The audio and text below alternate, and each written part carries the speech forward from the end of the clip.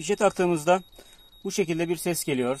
Fakir marka bir vantilatör.